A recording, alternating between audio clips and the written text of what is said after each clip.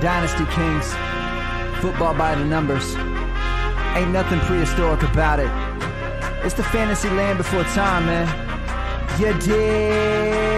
And we talking about them analytics. Yeah, I dig it. You know them digits, we fit it inside of cells. But thinking outside of the box when we did it, outside prevails. We got 8 inside of the box, but we finished. Plenty to tell, so go ahead and plug in the pot and just listen. It's the Dynasty. What's that? Velociraptors it takes, Okay. dilapidated no way. Man, it's a rap, no debate. Hey.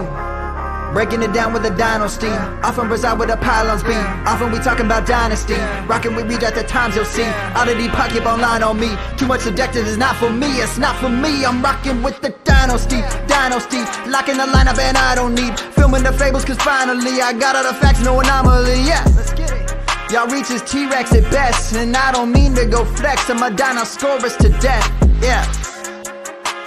Look, if you dino, you know. Welcome to the Dynasty Kings Fantasy Football Podcast. Jake and Mike, let's ride.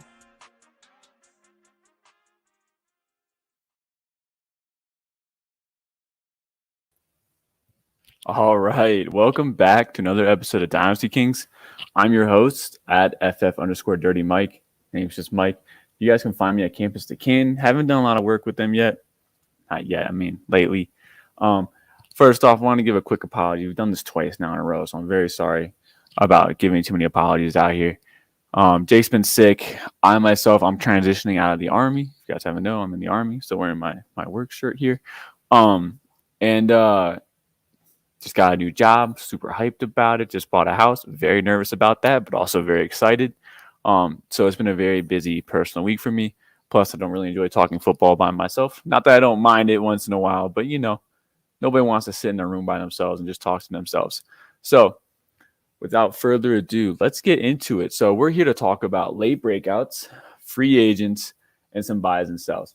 Now, I'm going to talk about late breakouts here. This is a very quick topic. Every year we see about one late breakout from last year was Corey Davis. We had Devontae Parker. We had Rashad Perryman there. Like, these guys carry you to championships. They're on your waiver wire probably, or you got them cheap in the draft. And also with rookies, you got late breakouts. AJ Brown was a late breakout his year. You got Elijah Moore right now breaking out. Anyway, to talk about this, we just want to talk about the analytical trends of late breakouts. Now, 7 of the last late breakouts have been from top 50 draft prospects. So, just for example, Devontae Parker, first round draft pick. Like, sure, it didn't work out the first couple of years, but, had 1 year of excellence. Corey Davis was a very early first round draft pick. Didn't really, wasn't what he was advertised to be, but he broke out last year at the end. So just again, Elijah Moore, right? You think it was picked 35 overall, somewhere around there. AJB. Anyway, the point is that's if you're gonna bet on someone being a late breakout, you should bet on the guys that were a top 50 overall pick, and that should be who you're betting on. Now, I don't really have any candidates to throw out there for that. I'm just saying that's where your eyes need to be. Mike Williams too. We'll talk about Mike Williams in a little bit here, but that's the trend for late breakouts. So don't bet on your 3rd round guy or your 4th round pick being a late breakout. It's not happening. It's just not. So if you're going to bet on somebody, you want to roll the dice on somebody, that's who you roll your dice on. And if you see that trend happening, like you see, I'm something about I don't know. If you see someone like breaking out and you're not you're a little skeptical about, you're like, oh, I might just been a 1-game thing. I'm not sold, and they're a top 50 pick. Go ahead and stash them and put them on your bench, because they go out 2 weeks in a row. You're gonna want to start. You're gonna want to start starting him. You're gonna want to put him in your lineup, and he's gonna win you some weeks. That's the trend. And I just had to point out that trend to you guys. It's something that I recently realized, and that's my bit on late breakouts. Now, for free agents, we're coming up on the part of the season where teams are re-signing their players. We just saw Tim Patrick get signed to a huge deal.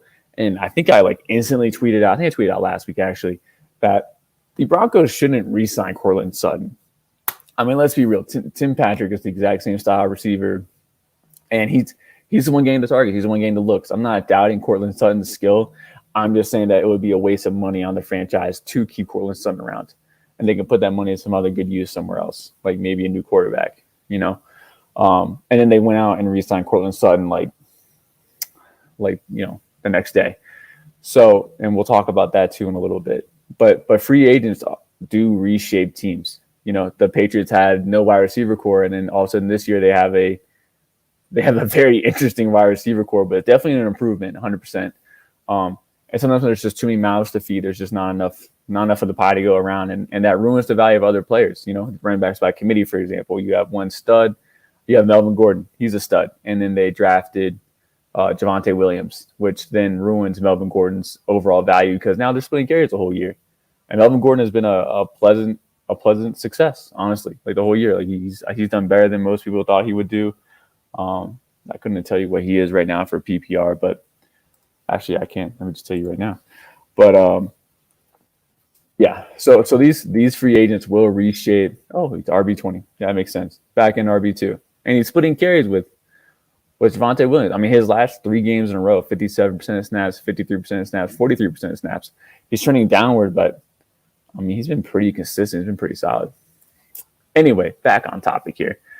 These free agents reshape teams. So when you're doing these last minute trades, so if you're a rebuilding team, we're going to talk about buys that I like for players to improve on next year, right? So they're still like their value's not here this year, but I fully believe in them next year.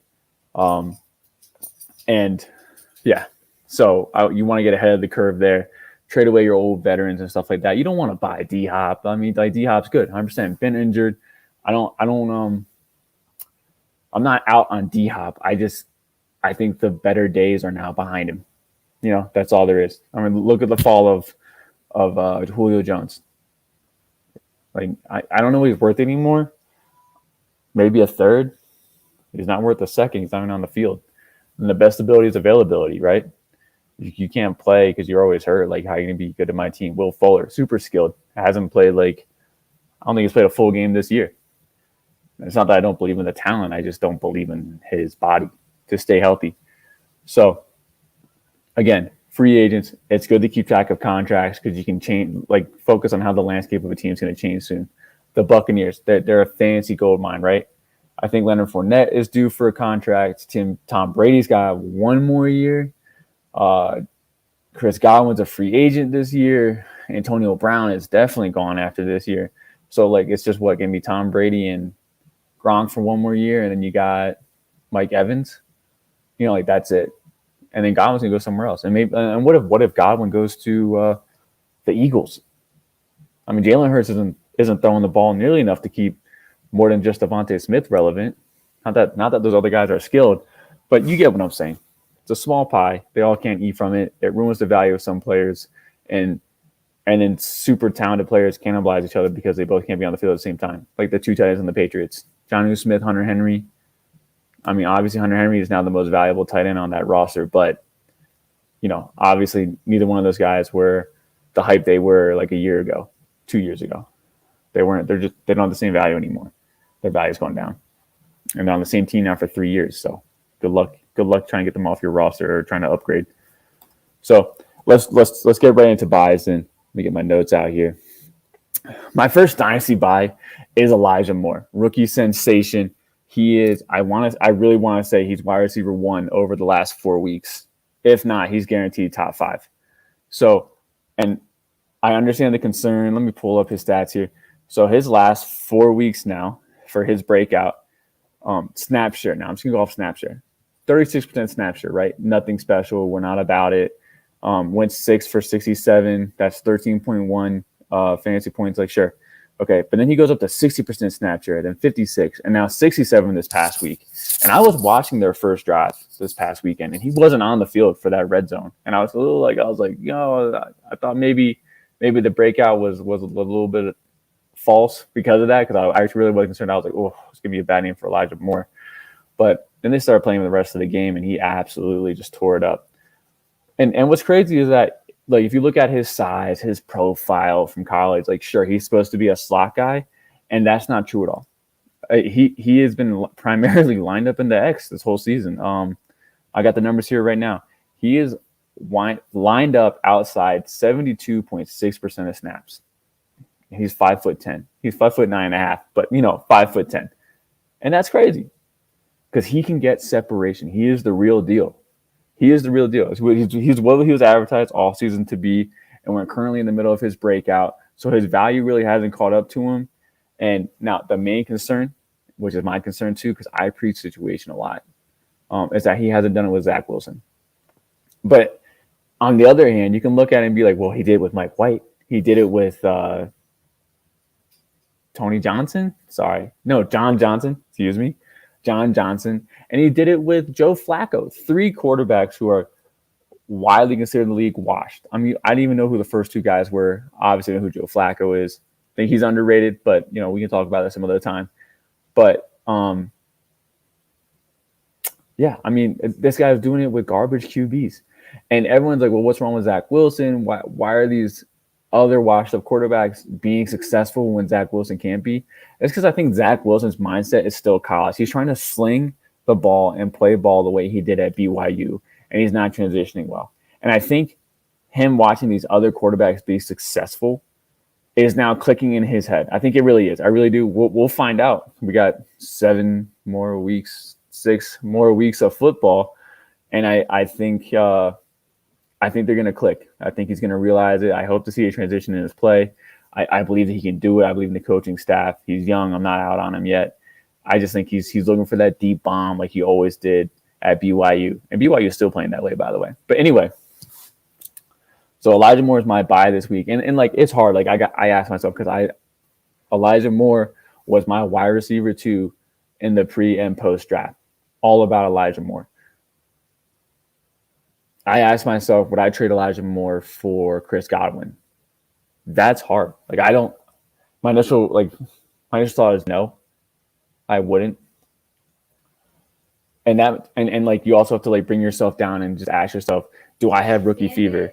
Am I too focused and about the rookies? Because everyone loves rookies, you know what I'm saying? Everyone wants the new guys on the block. So anyway, I like Elijah Moore. He's a wide receiver 1 guaranteed these last 4 weeks. He gets Zach Wilson back. If Zach Wilson comes back during a Houston game, so it's nice little light transition period. Like God forbid Zach Wilson plays like garbage against Houston. Like it would blow my mind. I mean, Twitter would be in an uproar.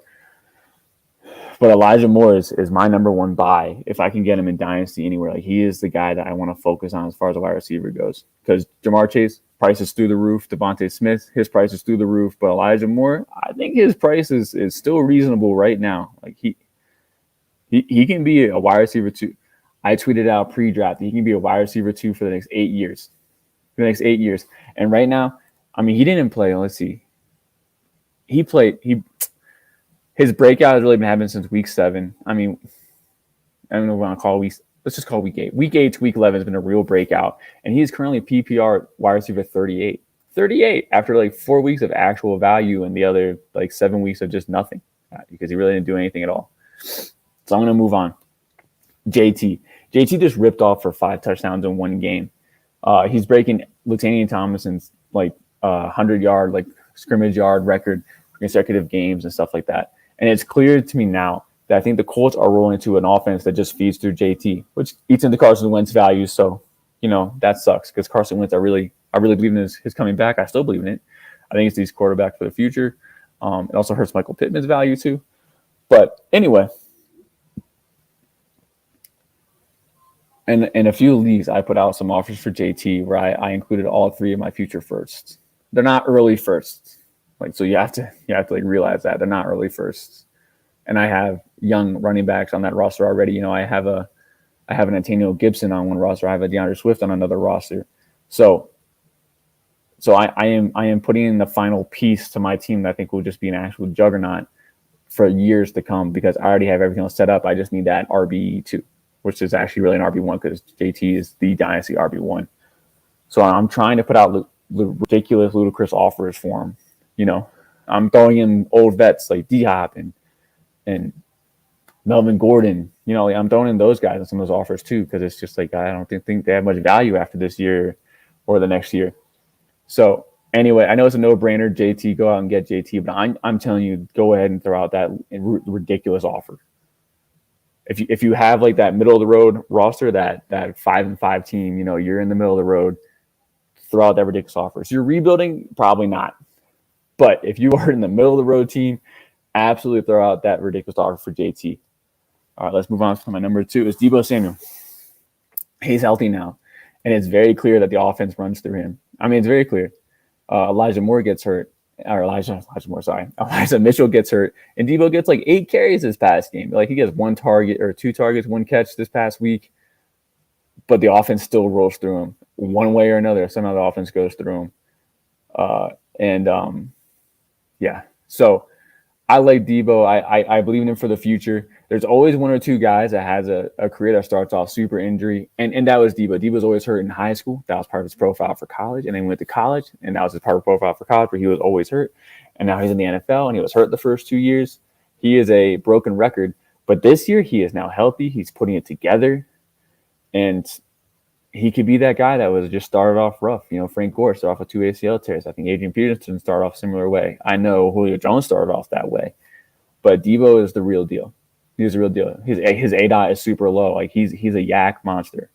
He can make it happen, and he can be used any way he wants. And the running back in the backfield, he looked better than Jeff Wilson in the backfield. I'm kind of a Jeff Wilson fan, so that sucks. But I'm going to be honest with you, like Deebo Samuel is doing it all.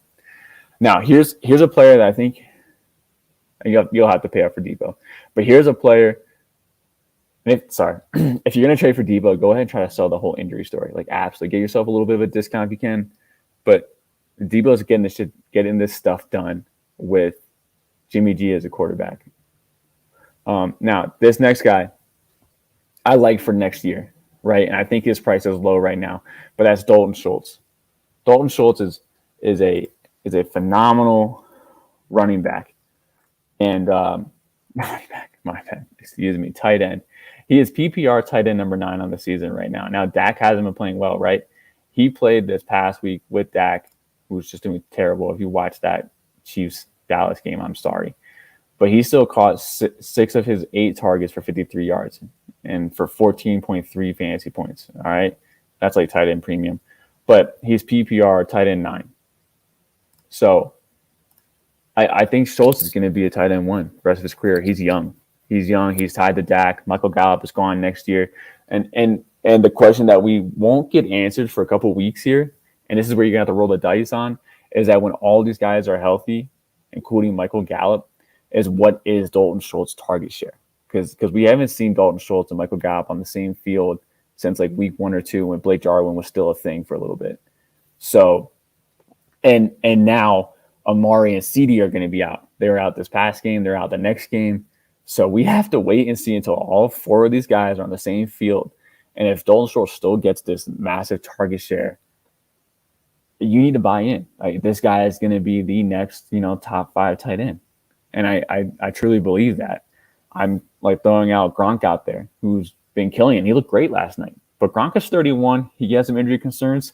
Dalton Schultz, 25. No injury concerns. And he's a great size. He's 6'5". Like, that's a great size for a tight end. It really is. You don't see a 6'3" tight ends being fantasy relevant.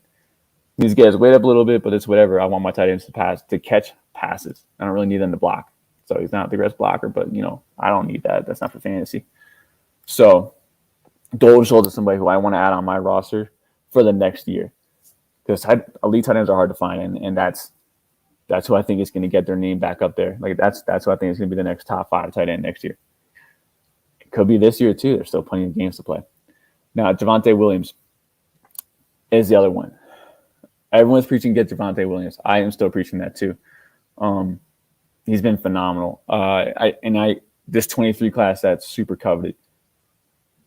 I would trade Antonio Gibson straight up for him. I would trade anybody that's not DeAndre Swift or JT straight up for Javonte Williams. I really do think he's an RB1 next year on a high-powered offense. Like, they just need a quarterback. They have all the pieces to be a complete team. And when Melvin Gordon's gone and Javonte Williams gets like 20% more of the snap count share, those extra 5 to 10 touches each game, he's going to be a monster. He's going to be an RB1. I right now I'm telling you my preseason rankings for next year. He's probably going to be inside the top 12. Like absolutely, I can probably guarantee it. Javonte Williams will be in there.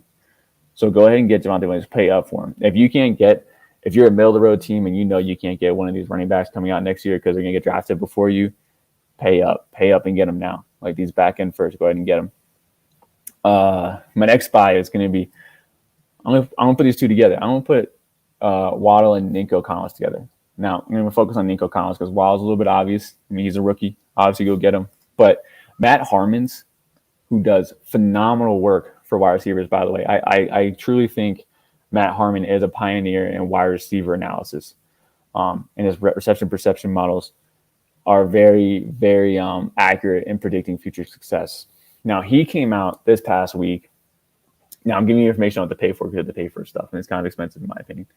But he came out with his mid-season rookie report. Now, I'm also going to share some dubs with you here with the sells, which I'll transition into after I tell you the good news and the buys, right? So, talking about player success rate versus coverage and versus man, the top 3 rookies against man coverage, as these guys are over, but I'm just going to go down the list. Elijah is going to be Rashad Bateman, who's number 1 at 77.9%. He is that successful against man coverage. Elijah Moore, lining up outside, the little man Elijah Moore, is 77% successful against man coverage. And then Devontae Smith is 75% successful against man coverage. Like, these are ridiculous numbers. Like, these guys are going to be star-studded guys for the next years to come. Now, if we look over at zone, also very important coverage, right? Because the only 2 teams that run man coverage over 50%, this is now last year, so I don't know about this year, but last year was the Patriots and the Saints. That is it. That is the only teams that would run more man coverage than they would zone. Teams are transitioning to the zone coverage. The Patriots lost Stephon Gilmore, so I don't think they're doing man coverage like that anymore. And I'm not really sure. I mean, the Saints got Marshawn Lattimore, so they might still be doing that. But anyway, regardless, the NFL is transitioning to zone coverage. That is the trend now. So success rate against zone coverage. Number 1 is your man Devontae Smith with an 88% success rate. Then his number 2 is going to be Rashad Bateman at 85.5. And then number 3 is going to be Elijah Moore at 82.8. Now, I'm just going to go to Nico Collins. Nico Collins is putting up a 70.4% success rate against man coverage. He's getting there. Like, he's there, right? And then his success rate versus zone is like 78%. So he is successful on the outside. Now, I get it. Brandon Cooks is there, so he's not getting the top competition for corner coverage. Like, definitely that should go into your thought process 100%. I'm just saying that the Texans are going to get a new quarterback next year. Like, that's guaranteed. Like, they have to draft one. Like, there's no way they're re-signing Tyrod Taylor and they're rolling out Davis Mills again. I'm just thinking that Nico Collins is a nice buy low right now. I mean, he hasn't come out. And then let me just see his stats currently. I had it pulled up. Give me 1 second. Okay. So his last 3 weeks on the field, he's had 64, 70, and 59% snap rate. Now the targets are not there, so I get it. They're not there. They're 4, 3, and 2. Like, that's his last 3 games of targets. They're actually going down. Actually, they're going down in perfect order. 6, 5, 4, 3, 2. So anyway, he's an X wide receiver, and he is operating really well in the X wide receiver spot. And that's what I want to point out. He's being successful. They just don't have a quarterback to really absolutely operate out there. He's a stash piece is what he is. And I think in rookie drafts, people probably paid a late second, early third for him. And for those guys that paid an early third for him, if you want to pay a second, and you can even wait during your rookie drafts, but if you want to pay a second or maybe like a third and a fourth for him, whatever, I think some people might do that because they might not be paying attention to Nico Collins on the field. And he's a stash pick. I mean, like, how many 4th round picks are like studs? I mean, it's not much, like, honestly. Yeah, now I'm going to roll right into my sells. These are the rookies. Like, the rookie that I want to sell is Terrence Marshall. I don't think Jake would want to hear these words out of my mouth, but Terrence Marshall has been an absolute flop, and he's terrible. He has been a disappointment. According to this, like, reception perception charts, he is 43% success rate versus man, and then he is like well below the threshold for that league average at 70% against zone, and he's only lining up in the slot.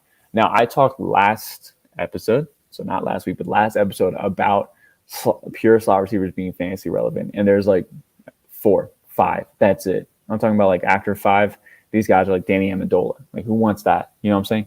So, and Russell Gage. So these guys that only run out of the slot, you don't want them. And that's what Terrace Marshall is. He's playing the big slot right now. And Robbie Anderson has a few contracts for the future. They have to re-sign DJ Moore. I don't believe DJ Moore does not get signed out there. But Terrace Marshall has not been separating himself out from NFL corners. And he's currently sitting at the 3rd receiving option, well, 4th, because I count Christian McCaffrey. So, and yeah, I want to get out from Terrace Marshall before the league wakes up and realizes that he's so far been a bust. Sure, the targets aren't there. He's not catching balls. I get it. But according to the routes run and his success rate on these routes, he's a bust so far. So, yeah, get out while you can. And that's my advice for the my first sell there, rolling to the rookies. My other sell is Amon-Ra St. Brown. I mentioned this preseason, so it's really nothing's changed here. He's not doing bad according to this data. I mean, he's a 4th-round rookie. Nothing's stopping Detroit from drafting a real wide receiver next year. And that might help Amon-Ra because he actually has some double coverage stats on here. Like he has been doubled up. He has been he's been focused by Jalen Ramsey in the Rams game. And I mean, it's a 4th-round rookie. You're asking a lot out of him, but he got shut down by one of the top corners in the league. So you're not really feeling good about him being a stud in the future. You know, I'm not saying he can't be a guy. He can't be a spot start. I'm just saying that he's not going to be a stud. And if somebody wants to give you a second for him, you should take that. You should absolutely take that. If someone offers you a 3rd, you don't want that. You want to sit on him. It's an early 3rd, maybe. But if you want to, if you do want to sit on him because you don't want to give up Amon-Ra St. Brown for a 3rd, I can totally get that because I believed in him. I absolutely believed in him the offseason. There's just still not enough data out there. Even Matt Harmon says there's not data out there yet for Amon-Ra St. Brown. But as of right now, let me look at him. Yeah, he is right across the board in success rate in every single area. So he's below the league average and everything. And again, that's a weak wide receiver core. So he's a rookie going up against the top corner coverage. So I can't blame him. I can't blame him for not being successful yet. But, these other rookies are popping off. So I'm just going to move on now. My other sells here, I'm going to need some running backs here. It's Myles Gaskin. Same reason as Amon-Ra St. Brown here. There is no reason for the Miami Dolphins not to draft a running back next year. We saw the Steelers draft Najee Harris this past year, and they got prosecuted online for how bad their offensive line is, which they are. The Miami offensive line is the worst offensive line in football right now. They're the worst. They have 3 players right now.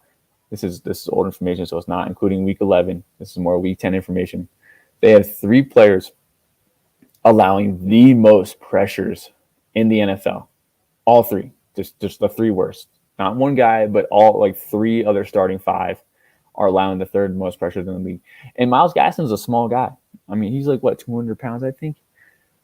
He's not a pile mover. So when he gets caught in the backfield, that's it. He gets caught. He's not breaking tackles.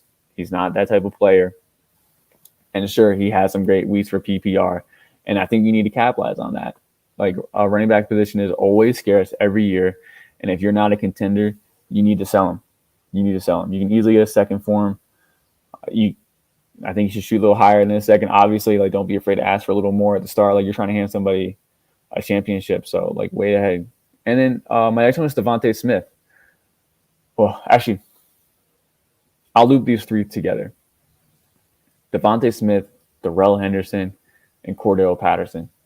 These 3 running backs are all operating at a pretty high level. I think they're solid RB2s right now. Devontae Smith, the last 4 weeks. Devontae Freeman, the last 4 weeks. Devontae Freeman now, the running back for the Ravens, has been RB21 the last 4 weeks. He's having a weird streak like last year's Jerick McKinnon, who had 4 weeks of really nice flex numbers, and Wayne Gallman, who had 6 or 7 weeks of solid flex numbers and was an RB2. It's this year, it's Devontae Freeman. who's having solid flex numbers. He's an old man. And J.K. Dobbins comes back next year. Get rid of Devontae Freeman. Like, sell him. If you're not a contender, sell him. Darrell Henderson, same thing. CPAT is the same thing too. He's on a 1-year contract. He's 32 years old. I don't understand his success. I really don't. I just don't see it prolonging. I don't see it going on like into the future. So yeah. And now to talk about Darrell Henderson, the whole fantasy Twitter was all about you got to sell Cam Akers in the offseason because he tore his Achilles, and all the data out there with Achilles injury running backs are terrible. Like, those guys just don't come back. They're not the same. And sure, like, let's run with that narrative. Let's say that Cam Akers comes back and he's terrible. He's still going to get those touches. He's still going to get those opportunities, and he's going to take those opportunities away from Darrell Henderson. Like, he's still going to get those touches, right? So to me, Darrell Henderson's value will never be this high again. He's not a free agent after this year. It's 1 more year. So you got 2 years until you want to roll the dice that he gets a second contract somewhere and he's a starting running back somewhere, which is rare. It's rare. It's rare that somebody gets that second contract and they are the lone starter somewhere the way he is right now, because he is the lone workhorse. Now, I want to talk to you about a trend. The last 3 weeks, we've seen an uptick in carries for Sony Michel. So he's 30, 40, and 25, right? So he's taking 9, 7, and 4 carries away. 4 carries last 3 weeks. Sony Michel seems to be getting a little bit more involved each game and getting a little bit more in the targets too, because his last weeks are 2, 3, and 2 for targets. The first 7 weeks combined, Sony saw a total of 5 targets. Now in the last 3 weeks, he's seen 7. So Sony Michel is getting out there more. And I'm not super concerned about him getting more involved because the snaps really aren't going up. They're kind of staying. I mean, 40 is the second most he's had all year because Darrell Henderson missed week 3. But yeah, anyway. So I'm not really concerned about Darrell Henderson. But it's time to sell him. If you have him as a handcuff, like you have Cam Akers on your team, then sure, yeah, he has value for you. I just don't believe that Darrell Henderson's value carries on to the next year. I mean, he's at peak value right now. You got to keep him for a handcuff. I totally understand. That's fine. That's cool. But he's still putting out RB2 numbers. So sell him as an RB2. I'm going to sell him as a weekly RB2 to a contender. I mean, I think you should absolutely get like a first for him. I really do. You're trying to hand somebody like that championship and you're handing them a running back that's putting up, what is he? He's RB14 for PPR. RB14 for PPR. Little bit disappointing lately. Like, sure, he's been a little banged up. But sell him while you can. My other ones now are going to be Mike Williams. Some hype there, right, in the offseason. He just had another big game this past week. I think it's time to sell him again. His contract's up this year. They declined to sign him to the 5th-year option. Doesn't mean they can't sign him again this offseason. I'm just saying that the hype has been false again this year. Every single year, he'll have a string of like 3 or 4 games where he's a PPR, wide receiver 1. You know, he's a top guy just to start getting hurt. And once that news breaks out that he's starting to get hurt, he's awful. And that's exactly what happened here. He started to get hurt, and he's terrible. He's terrible. So, excuse me, I'm trying to pull up his numbers recently. Okay, so 3 of his first 4 games, right? 22.1, 36.2, 39.5. That's 3 of his first 4. Now, since then, he's had, I'm just going to round up, he's had 5, 4, 8, 7. And then he had 20.7 the other night. And it was all in garbage time. He wasn't involved at all until like the final drive. So I don't believe it. I mean, he's still PPR wide receiver 15. Like, sell him, please, God, sell him. If someone really believes out there that he's come back and they want to give you a first or whatever, take it. I don't think he's beating the narrative that he's good until he starts getting hurt, and he gets hurt every year. Every year he gets hurt. D-Hop's my next one here. He's just getting old. I don't think this is the decline. No, I'm sorry. I do think this is the decline. If you have him as a contender, then yeah, you absolutely need him. So go ahead and sit on him for a minute. But he's just not the guy he used to be. He doesn't have a single 100-yard receiving game. I don't think he has a game over 90 receiving yards. So, and they got Rondale Moore and AJ Green. They now have a receiving core that they can pass around the ball to. It's not just going to be feed DeAndre Hopkins every single game. And Cliff Kingsbury knows this. So D-Hop's value is going down, and that's just what I'm trying to highlight here. It's going down. My next sell is going to be T. Higgins. Now I know T. Higgins is fantasy Twitter's like darling. Like, he really is. I think it's time to come to terms that he's not the number one for the Bengals anymore. He's not. And he's been disappointing. And people want to say the targets are still there. They are. Not this past week, but I get it. He had a game of 15 targets. His last 4 games are 3, which was bad. 8, 6, and 15 targets. Again, 0 100 yards receiving games. He has 1 game of 97 receiving yards. But he's not the stud people want him to be. He's PPR wide receiver 47 on the year. And people, I think, are still valuing him as a potential wide receiver too. Not that I don't think he can get that. It's just that it's very clear that Jamar Chase is the top dog there. He is the top dog there. Like, you can't debate that. And he's going to be Joe Burrow's first read. And I'm sure T. Higgins will have some nice weeks here. I'm just saying that I think he might sink you too. So if you can get him for a really nice price, I wouldn't sell him for less than a first. He's not terrible. I'm not getting rid of him for like less than a first. But there are some truthers out there that really believe that he's still going to be like a top 24 guy out there. And I just think that that's a really hard sell for me. I don't think T. Higgins is a top 24 guy the rest of his career. Not that I don't think it can happen. I would just bet against it rather than for it. I would rather play the field that he doesn't get that. Let me see. Now, my last dynasty sell for you guys is Courtland Sutton, who I mentioned earlier. Since Jerry Jeudy has been back, he is averaging 3 targets per game. 3. You heard that right, folks, 3. So his last 4 games are 5, 4, 2, and 3. Now that 5 game Jerry Jeudy wasn't around for, but his last 3 games were 4, 2, and 3. And he's an alpha wide receiver, and he's getting outperformed by Tim Patrick. He's been getting outperformed by Tim Patrick all year. He's had some big games. He's not somebody that I would feel confident starting in my lineups unless there's an injury to Jerry Jeudy or Tim Patrick. You know what I'm saying? Like, it would have to be one of those two. And Noah Fant is kind of a bust in my mind. So I guess you might have to add him to the sell list too. I don't really feel like I have to explain reasons why Noah Fant should be a sell, because he just hasn't done anything for 2 years straight now. He's not living up to the name, and there's too much talent on that team for him to all of a sudden break out. It's just like, why would they not pass to Jerry Jeudy? Jerry Jeudy's been doing it all. Anyway, Courtland Sutton re-signed to a team. It's one of those things where there's just a lot of really talented players to eat from the pie. PPR wide receiver 32 on the year. If you take out his 2 big, he's got 3 games of 27.9, 28, and then 23.4. If you take those out, his highest scoring game was 11.8. 11.8. I think that's a big drop off. That's a boomer bust player, and that player is going to win you some weeks and he's going to lose you some weeks. And I don't really like those guys. And I'd rather cash in on the future. So if I can get like a first form, a first plus, I'm probably selling. I think I'm ready to sell. I'd rather get somebody that has a better situation, a prospect talent that I really believe in, and that's where I'm going to go with that.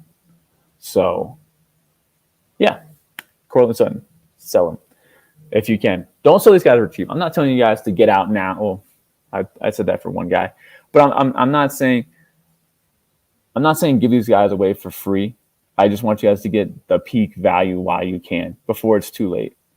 And if they're an integral part of your playoff team, like you need these guys for your playoff team, or you need them for depth, absolutely keep them. This advice is more for those middle of the road teams, those building teams that need to make those moves.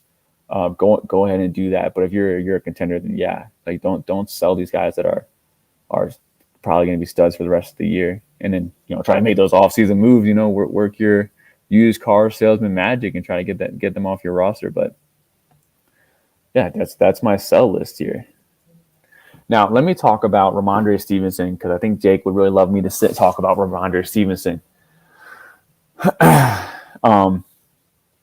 In the offseason, Jake called Ramondre a league winner, which I thought was wild. I still don't stand by it because, one, I'm a Patriots fan, so I know how it goes. We're a running back by committee team, and we had Sony Michel, we had Damian Harris, we had James White, we have Ramondre Stevenson. Like, you're telling me out of these 4 guys, one of them's going to win you a league? Well, Sony Michel, he got traded. Okay, then you got James White, who's hurt. He's gone for the year, and he's done after this year because his contract is up. And then you have just Damian Harris, and then Ramondre Stevenson. And then whenever Damian Harris gets hurt, Ramondre Stevenson absolutely went off for 30.4 fantasy points, 20 carries for 100 yards, 2 touchdowns, 4 receptions for 14 yards. That's insane. And he's absolutely proven that he can be a workhorse running back. And now a lot of people missed on him last year because, one, he's a 4th-round running back, which I preach not to pick up those guys. But he weighed 240 pounds in college, and he shed 15 of those pounds for the combine. So there's a little bit of worry about, he shed the weight. Like, that's what we want to see.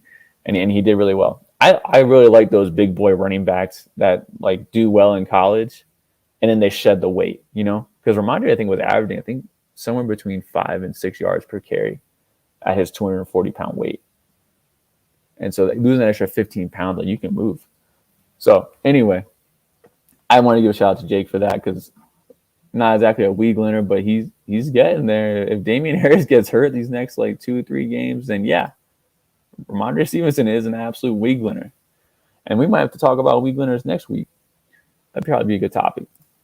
So, and I also want to point out a trend here with Ramondre. So Ramondre saw his 3 highest carries these past couple weeks with 10, 20, and 12.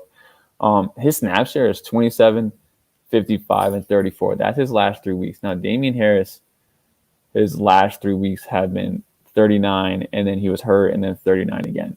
Now, here's the thing. Damian Harris is a starting running back there, right? Bill Belichick's not a very big guy on playing rookie players. Damian Harris had a concussion. It's not a muscle injury. He's not he's not hurt besides a concussion. So when they would come back from a concussion, I assume they're a full go, their body should be operating fine, their brain should be fine.